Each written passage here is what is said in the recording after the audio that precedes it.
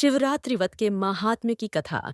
इस व्रत के माहात्म्य की अनेक कथाएं ग्रंथों में पाई जाती हैं। यहाँ पर हम स्कंद पुराण की कुछ कथाओं को संक्षेप में प्रस्तुत करेंगे। पूर्व काल में कोई विधवा ब्राह्मणी थी जिसकी प्रकृति बड़ी चंचल भी। वह काम भोग में आसक्त रहती थी।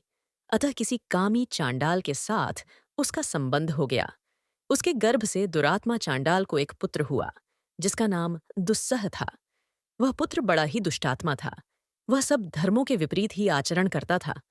महान पाप पूर्ण प्रयोगों के द्वारा वह सदा नए नए पाप प्रारंभ करता था। वह जुआरी, शराबी, चोर, गुरुस्त्रीगामी, वधिक तथा चांडालोचित कर्म करने वाला था। एक दिन वह अधर्मी मन में कोई बुरी वृत्ति लेकर किसी शिवालय में गया।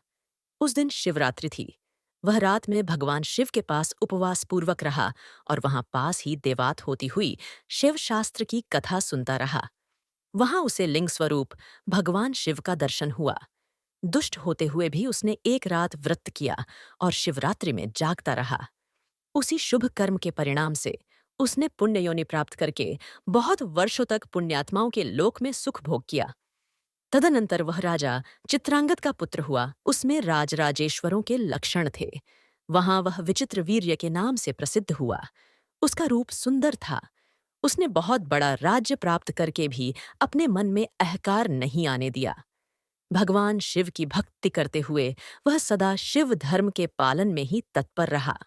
शिव संबंधी शास्त्रों को मान्यता देकर वह उन्हीं के अनुसार शिव की पूजा किया करता था।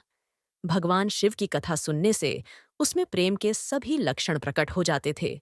उसे शिव जी की प्रेम लक्षणा भक्ति प्राप्त हुई। भगवान शिव के ध्यान में निरंतर संलग्न रहने के कारण उसकी सारी आयु व्रत में ही चीती।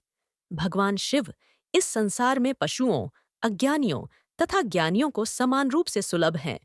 शिवरात्रि के उपवास से राजा को उत्तम ज्ञान प्राप्त हुआ। उस ज्ञान से सब प्राणियों में निरंतर संभव का अनुभव हुआ। तत्पश्चात यह अनुभव हुआ कि इस संसार में कहीं कोई भी ऐसी वस्तु नहीं है जो भगवान शिव से रहित हो। राजा विचित्रवीर्य यह ज्ञान प्राप्त करके भगवान शिव के अत्यंत प्रिय भक्त हो गए। शिवरात्रि के उपवास से उन्होंने सायुज्य मुक्ति प्राप्त कर ली। उसी पुण्य के प्रभाव से उन्होंने शिवजी की लीला में योग देने के लिए शिवजी से दिव्य जन्म प्राप्त किया।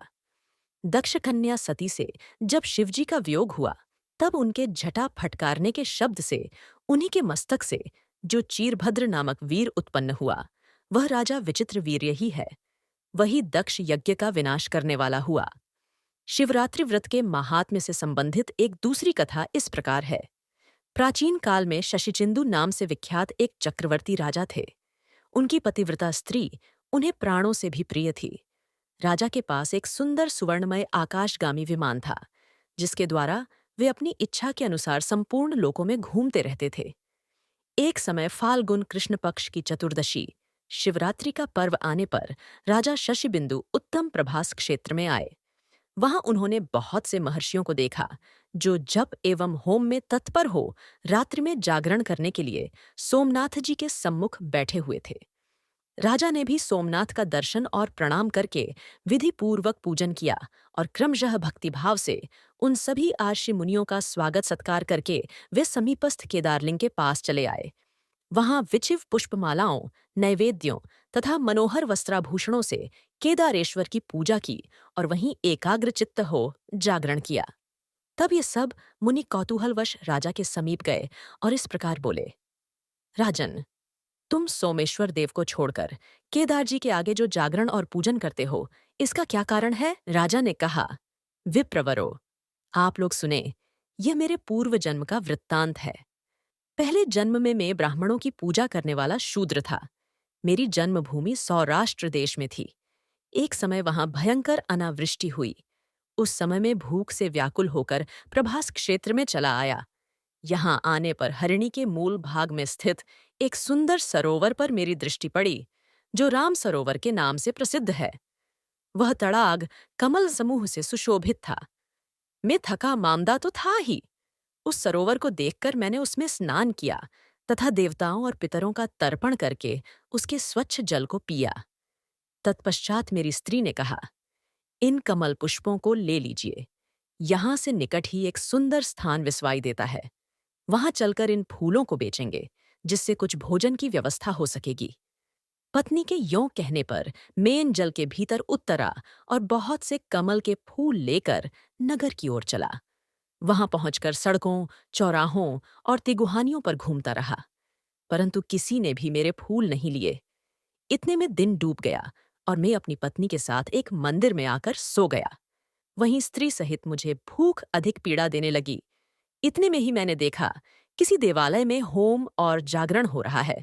तब मैं भी उठकर वहां गया और रुद्रेश्वर नामक वृद्धलिंग केदारेश्वर का दर्शन किया। उस समय वहां अनंगवती नामक एक वेश्या शिवरात्रि व्रत में संलग्न हो नृत्य, गीत और उत्सव आदि के द्वारा भगवान के सामने जागरण कर रही थी। मैंने एक मनुष्य से पूछा, भाई, यहाँ रात्रि में जागरण किस लिए होता है? यह नाच, गान और उत्सव में लगी हुई कौन स्त्री दिखाई दे रही है? उसने बताया, आज शिव धर्मोत्तर पुराण में प्रतिपादित शिवरात्रि है। यह धर्मपरायण स्त्री अनंगवती नाम की वेश्या है, जो कल्याणमय शिवरात्रि व्रत करके जागरण कर रही है। जो कोई मनुष्य शिवरात्रि व्रत करता है, उसे दुख, दारिद्र्य और बंधन की प्राप्ति नहीं होती। दुष्ट ग्रह, अरिष्ट योग, रोग अथवा भय भी उसके पास नहीं आता। वह उत्तम कुल में उत्पन्न हो सुख एवं सौभाग्य से युक्त होता है, तेजस्वी, यशस्वी तथा पूर्णतः कल्याण का भागी होता है। उस मनुष्य की बात सुनकर मेरे मन में वह व्रत करने का निश्चित विचार हुआ।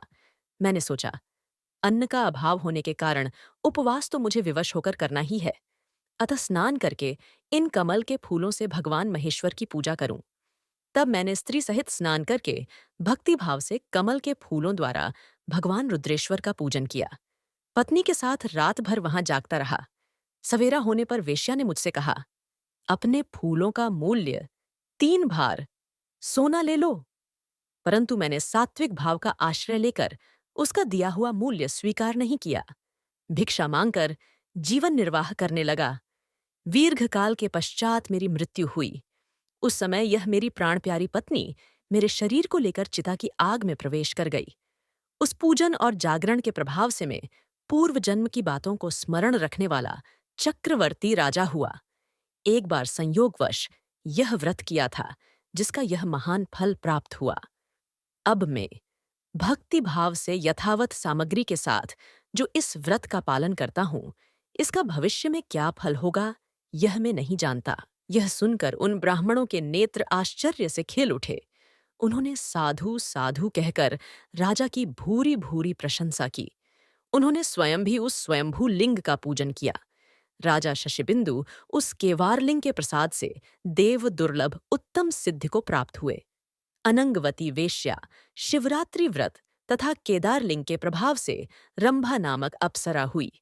शिवरात्रि व्रत के महात्म्य की कुछ कथाएं शिव पुराण में भी पाई जाती हैं। उदाहरण के लिए रुद्र संहिता अध्याय 17 से 19 में वर्णित यज्ञदत्त कुमार गुणनिधि की कथा, जिसने अनजाने में शिवरात्रि व्रत करके कालांतर में कुबेर का पद प्राप्त किया। इसी प्रकार कोटिरुद्र संहिता अध्याय 40 में बताया गया है कि अनजान में शिवरात्रि व्रत करने से एक भील पर शंकर जी की कृपा हुई। फलस्वरूप गृह नाम से उसकी ख्याति हुई और यथा समय श्रीराम ने उसके घर पधार कर मित्रता का संबंध स्थापित किया।